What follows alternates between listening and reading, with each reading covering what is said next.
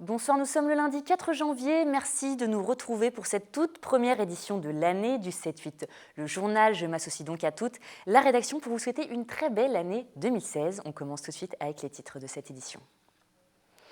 Elles ne sont plus 7, mais 12. Depuis le 1er janvier, 5 communes ont rejoint Saint-Quentin en Yvelines. Les compétences de ce nouvel ensemble officialisées le 9 janvier prochain lors du conseil d'installation.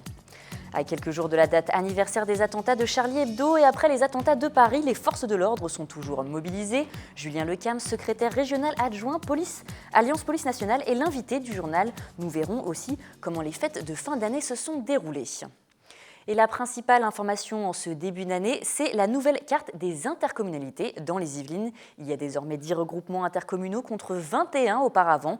Parmi les changements importants, on notera que Vélizy intègre Versailles Grand Parc, mais surtout que Saint-Quentin en Yvelines compte 5 nouvelles villes, les Clés-sous-Bois, Plaisir, Villepreux, Morpas et Coignères. 5 villes dirigées par des maires de droite, la droite fortement majoritaire. Dorénavant, Michel Laugier devrait en conserver la présidence. L'installation de ce nouveau conseil se fera le 9 janvier.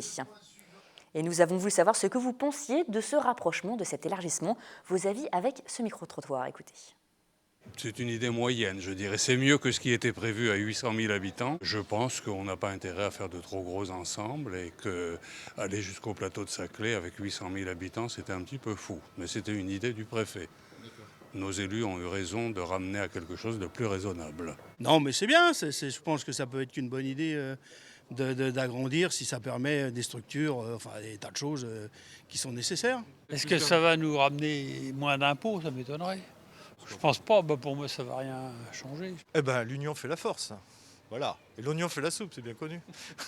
Non, mais je trouve que plus on est fort, plus on est grand, moins il y aura de gâchis et plus les forces seront regroupées, je dirais. Et sachez que dorénavant, Saint-Quentin en Yvelines compte 240 000 habitants. Et l'année a bien commencé pour Arlette et Olivier qui ont connu un réveillon pour le moins mouvementé. Leur petite fille Lénie est arrivée comme un cadeau du Nouvel An dans la nuit du 1er janvier à l'hôpital du Chesnay. Elle fera la joie de son grand frère qui lui est né un 1er avril. Un reportage signé Fanny Bourdillon. Elle était attendue dans 15 jours, mais elle a fait une belle surprise à sa maman, Arlette, qui a perdu les os à 20h le soir du réveillon. Elle était censée arriver le 19 janvier. Elle est arrivée avec 3 semaines d'avance, donc pour notre plus grande joie. Encore émue, Arlette n'est pas prête d'oublier cette nuit de la Saint-Sylvestre. À ce titre, la petite Lénie est le premier bébé né en 2016 à l'hôpital André Mignot au Chesnay. Elle s'appelle Lénie. Comme vous le savez, elle est née le 1er janvier à 2h44, donc c'est le premier bébé de l'année. Lénie fait la joie de ses parents et de son grand frère. On leur souhaite une très bonne année 2016. Et en cette période de fin d'année, les forces de police sont sur le qui-vive. L'état d'urgence est maintenu. Pour nous en parler, nous recevons Julien Lecam. Bonsoir. Vous êtes secrétaire régional adjoint du syndicat Alliance Police Nationale. Alors pour les fêtes de fin d'année, les mesures de sécurité ont été renforcées. L'état d'alerte était au maximum. Comment cela s'est déroulé dans les Yvelines ? Écoutez, comme vous le dites, il y avait une grande présence policière sur l'ensemble du département. Il y avait plus d'une centaine de policiers de la sécurité publique mobilisés, ce qui représentait à peu près 35 patrouilles sur l'ensemble du département. Et on a pu constater que grâce à l'abnégation et au professionnalisme des collègues, il n'y a eu aucun événement grave à signaler. Est-ce que les effectifs étaient renforcés justement pour cette période de vacances scolaires, parce qu'on craignait qu'il y ait des attentats, notamment à Noël, aussi pour le jour de l'an ? On sait que sur le 78, on avait la présence de quelques sections de CRS, mais rien de plus par rapport aux années précédentes. Il n'y avait pas d'effectifs supplémentaires déployés. C'était les grands magasins, mais également les lieux de culte qui étaient justement sous protection ? Oui, exactement. Il y avait des lieux de culte. Il y a toujours également une personnalité qui est sous la responsabilité, la sécurité de la sécurité publique, une personnalité qui demeure sur la selle Saint-Cloud, qui prend à elle seule une patrouille, qui mobilise à elle seule une patrouille de police. Ouais. Donc pas d'incident lié justement... Non, aucun incident majeur à signaler. Voilà, bon, il y a quand même eu des véhicules brûlés, mais aucun incident majeur à signaler. Justement, voilà, vous parlez de vandalisme sur les départements. Il y a eu moins voilà, de voitures vandalisées, de voitures brûlées, parce que c'est un événement qui est souvent, c'est souvent le cas justement au 31 ou aussi à Noël. Oui, il y a eu moins de véhicules par rapport au précédent réveillon, moins de véhicules brûlés. Alors ça, je vous le dis, on le doit certainement, enfin, on le doit au professionnalisme et voilà, au passage des patrouilles et à la présence de mes collègues sur le terrain. Justement, voilà, ce renforcement policier a pu éviter des actes comme celui-ci. Oui. Vous savez exactement, il y a eu après 200 voitures sur le département quand même? Ah non, il y a eu une vingtaine de véhicules. Une vingtaine de c'est dans véhicules. l'Île-de-France alors. Voilà, il y a une vingtaine de véhicules de brûlés sur le département. Le 31 décembre, votre syndicat diffusait un communiqué pour dénoncer le laxisme dans les Yvelines. Que dénonciez-vous? De quoi était-il question? Alors effectivement, mes collègues de la BAC Versailles ont eu affaire en l'espace de 2 mois à des situations violentes, notamment le lendemain des événements du 13 novembre, donc le 14 novembre, il y a un collègue de la BAC de Versailles qui a été frappé au visage et blessé. L'individu interpellé a eu un rappel à la loi, un simple rappel à la loi. Nous dénonçons ça et nous trouvons cette décision scandaleuse. C'est un signal scandaleux qui est donné à mes collègues. Ouais. Comment les magistrats vous ont expliqué cette situation, justifié peut-être? Moi, je ne sais pas, mais effectivement, nous, on fait le constat que les sanctions ne sont pas assez sévères. Alliance Police Nationale, nous dénonçons, en fait, nous souhaitons qu'il y ait des peines planchées appliquées aux agresseurs de policiers et que ces délinquants soient condamnés fermement et non pas voilà, un simple rappel à la loi, si vous voulez. Vous demandez justement d'arrêter ce laxisme, que justement vos forces soient renforcées après les attentats du 13 novembre, parce qu'il y a aussi beaucoup d'interpellations qui doivent être liées justement à ça, et là vous avez besoin de plus de moyens. Alors effectivement, l'année qui vient de se passer est une année très éprouvante pour les forces de police. Nous n'avons en un an eu quasiment aucun renfort supplémentaire sur le département en termes d'effectifs, aucun moyen supplémentaire. Il y a une superposition des missions, comme vous l'avez dit, le plan Vigipirate renforcé, la COP 21, l'état d'urgence. Il y a beaucoup d'heures supplémentaires qui sont accumulées par les fonctionnaires et beaucoup de fatigue. Alors justement, comment fait-on en tant que policier pour assurer la sécurité, pour être efficace dans ce laps de temps quand même qui est assez long depuis le 13 novembre? Écoutez, en tout cas, quand je rencontre les collègues, effectivement, c'est parfois difficile. J'ai pas vraiment de réponse à leur donner quand certains passent les deux fêtes de fin d'année au travail et ne voient pas leur famille. C'est vrai que des fois, c'est compliqué. Il y a eu des vacances, des congés qui n'ont pas été accordés. Effectivement, nous avons fait une baisse du taux d'absence significative et du coup, il y a beaucoup de fatigue dans les forces de l'ordre. Il y a une organisation qui a changé parce que si l'effectif n'est pas renforcé, comment faites-vous pour assurer le roulement si vous devez assurer la sécurité dans différents lieux en même temps? Alors là, si vous voulez, les collègues font ce qu'ils peuvent avec les moyens qu'ils ont, les moyens, les effectifs. Je ne sais pas trop comment vous expliquer. Si vous voulez, nous, ça fait 1 an qu'il y a eu les attentats de Charlie Hebdo. Nous attendons des renforts sur le département, mais les seuls renforts qu'on a vus en fin d'année, ça a à peine compensé les départs qu'il y a eu l'été dernier. Donc, si vous voulez, à part le courage et l'abnégation de mes collègues, on peut pas... Et au niveau des moyens matériels, vous avez reçu une aide aussi? Rien du tout. C'est justement ce qu'on déplore. On n'a même pas de date concernant les livraisons de moyens supplémentaires. Donc les primo-intervenants sont toujours sans moyens balistiques. On n'a pas de quoi faire face à une attaque terroriste. Concrètement. Justement, vous parliez des attentats de Charlie Hebdo, donc le triste anniversaire de ces attentats a lieu cette semaine. Est-ce qu'il va y avoir plus de précautions qui vont être prises? Est-ce que justement aussi il faut peut-être de la part des citoyens faire plus attention? Non, rien ne change. On est en état d'urgence jusqu'à fin février. Si vous voulez, les effectifs policiers de voie publique sont à leur maximum, si vous voulez, en termes de présence sur le terrain. On ne peut pas faire mieux. C'est-à-dire que les collègues, quand je les rencontre, les patrouilles sont au complet. On manque de véhicules, même parfois. Voilà. Si l'état d'urgence est prolongé après le 20 février, est-ce que les choses vont peut-être changer pour vous? Vous l'espérez, du moins? On l'espère, on attend des effectifs supplémentaires. Nous savons qu'en janvier, il y a à peu près 1000 personnes qui sont rentrées dans les écoles de police pour nous renforcer, sauf que la scolarité dure 1 an. Donc si vous voulez, les effectifs, les renforts vont arriver quand ? Justement, voilà, cette campagne qui a été menée pour recruter a eu quand même un certain effet, vu qu'il y a beaucoup de gens, que ce soit au niveau de l'armée, au niveau de la police, qui se sont engagés, mais ça n'a pas vraiment d'effet pour vous. Quelle peut-être situation, quelle aide vous attendez là pour que la situation s'arrange ? Quelle aide ? En fin de compte, c'est vrai que nous, on attend ces renforts. Mais on pourrait imaginer, par exemple, que des policiers de province viennent vous prêter main forte en Île-de-France ? Non, l'organisation est assez complexe. Puis les collègues de province sont également aussi beaucoup sollicités. Je sais que les militaires viennent beaucoup nous renforcer. On a également des réservistes qui viennent aider dans certains commissariats, mais c'est pas assez. On demande effectivement plus d'effectifs, mais il faut du temps pour les former.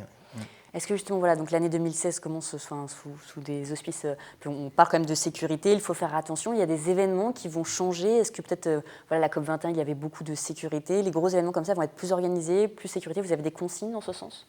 Alors nous, sur le 78, pour l'instant, en fait, on envoie des effectifs ponctuellement en renfort. C'est-à-dire que pour la COP21, il y a des effectifs du 78 qui sont partis en renfort, comme il va y avoir certainement besoin de beaucoup de renforts pour l'Euro 2016.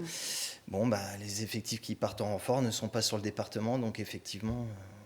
Et dans une situation d'état d'urgence, ce qu'on ne souhaite pas évidemment, mais qui se passerait dans le département, il y aurait la possibilité pour la police d'intervenir rapidement ? Oui, sauf que les collègues sont très courageux et effectivement sont très professionnels, sauf qu'ils n'ont pas les moyens. Là, la DRCPN, notre direction, a envoyé 3 fiches pour expliquer comment réagir face à une attaque terroriste. Voilà, les collègues le savent déjà, c'est des principes d'intervention qu'on a, comme de protéger le citoyen, c'est notre métier. Nous, ce qu'on manque, c'est de moyens et il faudrait revoir également le cadre de la légitime défense.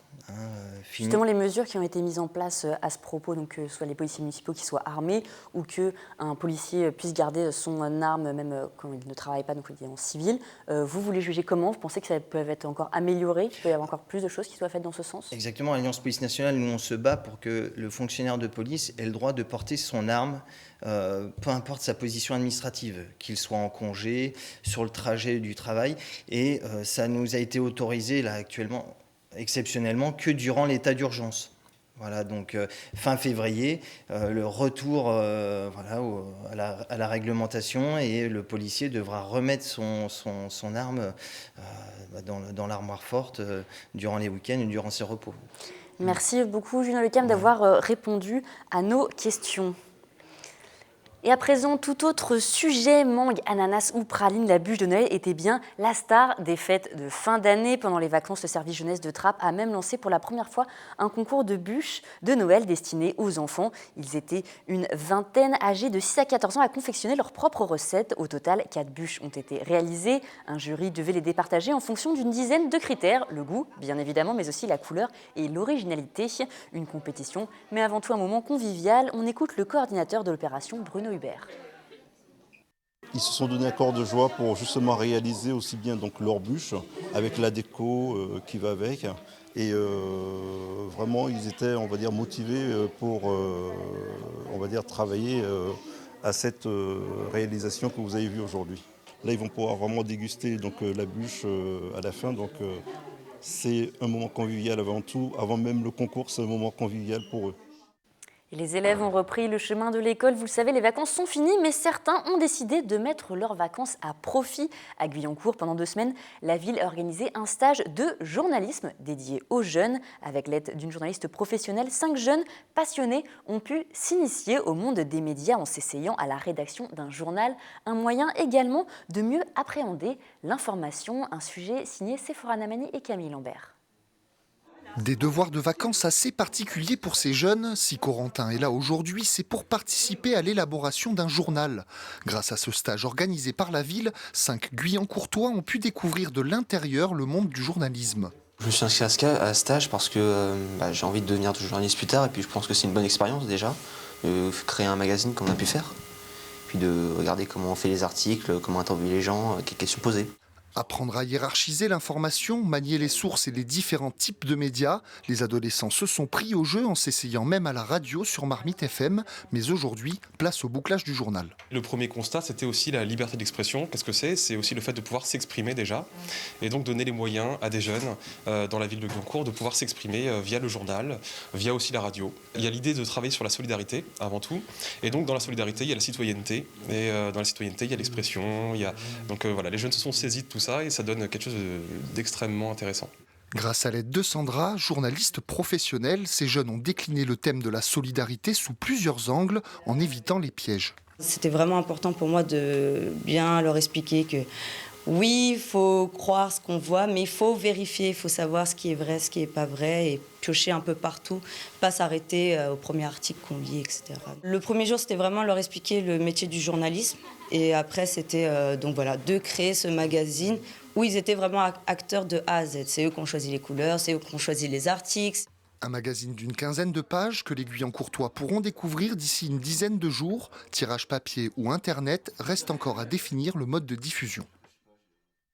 Et vous le savez, chaque commune organise ses TAP, temps d'activité périscolaire et leur contenu. Alors certains sont plus originaux que d'autres, à l'image de ceux proposés par la ville de Coignères à l'école Marcel Pagnol. Nous en parlons avec Sephora Namani dans la première chronique culturelle de l'année. Bonsoir Sephora et bonne année. Sephora, merci, vous également.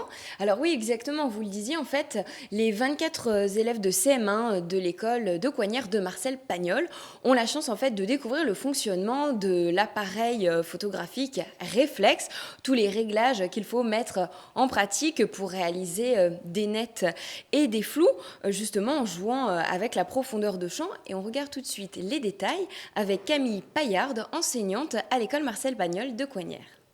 On a monté un projet PAC, un projet éducatif, artistique et culturel sur la photographie, parce que c'est un domaine qui est inconnu des enfants, qui apprend aux enfants à se servir d'un appareil photo réflexe, à du coup découvrir leur milieu proche d'une autre façon, à observer d'une autre façon. Et du coup, nous, en classe, on travaille en histoire des arts sur les grands photographes, sur les grands courants, sur la technique, pour qu'ils aient du coup quelque chose un petit peu complet.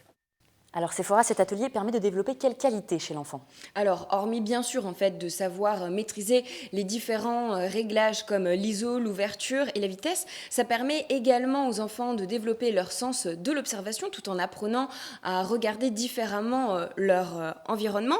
Et puis, ça leur apprend également à participer à un projet collectif. Alors comment se décomposent ces ateliers de façon très pratique ? Alors donc le groupe, les 24 élèves sont divisés en deux groupes. L'un est sur le terrain pour apprendre une forme de mise en pratique de ce qu'ils apprennent en classe qui est plus théorique, et c'est leur professeur de classe qui leur enseigne les cours d'histoire de l'art. Donc là, on a la vraie lumière Rembrandt. On peut comparer entre la photo et la peinture. D'accord ? Maintenant, on va observer la lumière Rembrandt sur des photographies. Là, c'est une photo. Est-ce qu'on a ici le triangle Rembrandt ? Est-ce que tu vois le triangle de lumière ? Ici, on le voit bien. Là, il est matérialisé justement. Est-ce qu'on a l'effet clair-obscur ? Reda ? Oui. On a une partie du visage qui est éclairée et l'autre qui est sombre. Donc là, est-ce que le photographe a réussi à créer la lumière Rembrandt ? Oui. Et vous l'avez compris, donc pendant ce temps-là, l'autre partie de la classe était sur le terrain avec un photographe professionnel. Alors super, par contre, les lignes sont droites. Par contre, là, ton copain, il n'a pas de chaussures. Moi, ce que je te conseille, c'est carrément de couper. Tu fais un plan... Oh pardon, excuse-moi, parce que c'est vrai que l'écran est tactile. Tu fais un plan plus serré comme ça, d'accord ? Ou alors tu le montres en entier. À chaque cours, on a vu une notion différente, d'accord ? Et en fait, on l'a travaillé pendant le cours. Donc, le premier cours, on a parlé des ISO avec plus ou moins de lumière à l'extérieur ou à l'intérieur, donc régler la sensibilité de l'appareil. Ça, ils ont bien intégré. Le cours dernier, par exemple, on a travaillé la vitesse. Alors là, on a travaillé un petit peu, tout le monde connaît Flash à la télé, donc je leur ai montré un peu comment on pouvait faire Flash en faisant disparaître le copain de la photo, comment régler. Donc du coup, ça nous a permis de travailler différentes notions techniques par l'amusement. Alors c'est fort, on voit le photographe parler d'ISO, de vitesse. En CM1, on a 9-10 ans. Ce n'est pas un peu trop jeune pour aborder des concepts qui sont quand même assez techniques? Alors c'est vrai que j'étais moi-même la première surprise, c'est assez surprenant, mais on sent vraiment que les enfants comprennent ce qu'ils font et surtout qu'ils aiment ça. J'ai appris comment on règle les appareils photo. J'ai appris comment on faisait des photos, comment on allumait les appareils photo. Et du coup, moi, j'aime bien la photographie. Il y a les réglages, les modes manuels, il y a les réglages des ISO et les réglages de l'ouverture ou du focal. Et on a appris l'ouverture aussi du studio. Qu'est-ce que tu aimes dans ces ateliers photo? Faire des photos, m'amuser avec mes amis, travailler avec mes amis. Et la motivation supplémentaire également pour eux, c'est qu'ils partent 2 semaines en classe de neige en janvier avec leur intervenant en photographie. Et tous les matins, ils seront invités à expérimenter différentes prises de vue, des portraits, des paysages à la neige. Et sera organisée une restitution fin février, courant mars, avec les plus beaux clichés des enfants. Effectivement, c'est une belle motivation de partir aussi justement pour faire des photos. Merci Sephora, on vous retrouve mercredi pour un nouveau numéro de kiosque. Premier de l'année. Exactement. Vous nous préparez des belles surprises, j'espère. Alors oui, on va parler cinéma, on va parler magie et illusionnisme et musique. D'accord, eh bien, très bien. Maintenant, nous allons parler sport. Ils l'ont fait. Le club de Mende, dernière équipe yvelinoise encore en course pour la Coupe de France, a réussi l'exploit de se qualifier pour les 16e de finale de la compétition en battant le stade Briochin. Le score 2-0. Retour sur cette qualification. Le reportage est signé Mickaël Elmidoro et Fanny Bourdillon. Une victoire historique, le FC Montois 78 club de CFA a réussi l'exploit de se hisser en 16e de finale de la Coupe de France en battant difficilement sur son terrain le stade Briochin et l'équipe de CFA2. Le score 2-0 avec des réalisations de Francis Massampo et Bruno Préra dans les arrêts de jeu. Une qualification au forceps. Sur le match, on ne peut pas se vanter d'avoir été au-dessus. On a eu la chance d'ouvrir le score à un bon moment de la partie. Après, on a subi, mais bon. En coupe, ce qui compte, c'est de passer. Des regrets d'avoir encaissé ce but-là, parce que finalement, ils nous marquent le but sur leur seule demi-occasion. C'est même pas une véritable occasion, donc le regret, il est là. Félicitations aux Mantois, c'est eux qui ont gagné. Ils sont passés, même si on peut considérer qu'on a été meilleur que sur ce match-là. Mais au final, c'est eux qui seront en 16e, donc félicitations à eux. Avec cette victoire, le FC Montois a écrit l'une des plus belles pages de son histoire. Depuis sa création en 1994, le club n'avait jamais dépassé le stade des 32e de finale de la Coupe de France. C'est sûr que ce que les gens vont retenir, c'est la qualification. Et même dans 10 ans, on pourra dire qu'on a fait un 16e. Après, pour ceux qui l'ont vécu, c'est vrai que c'était difficile.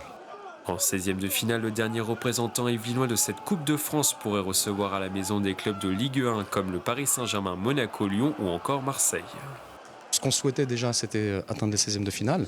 Maintenant qu'on y est, pourquoi pas une Ligue 1 et pourquoi pas un voisin, notamment le PSG. Mais ça, c'est le souhait de n'importe quel club en France. Réponse ce lundi 4 janvier à 19h30 pour le tirage. Les supporters ne demandent qu'à rêver.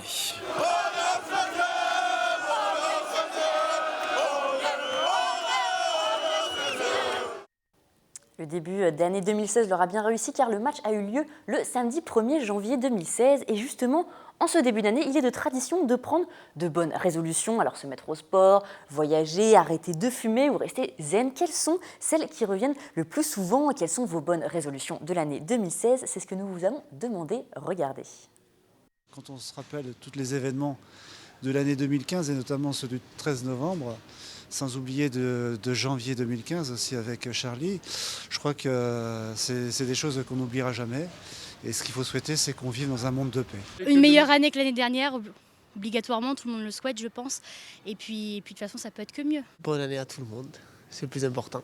La santé, et que ça se passe un peu mieux que 2015 surtout.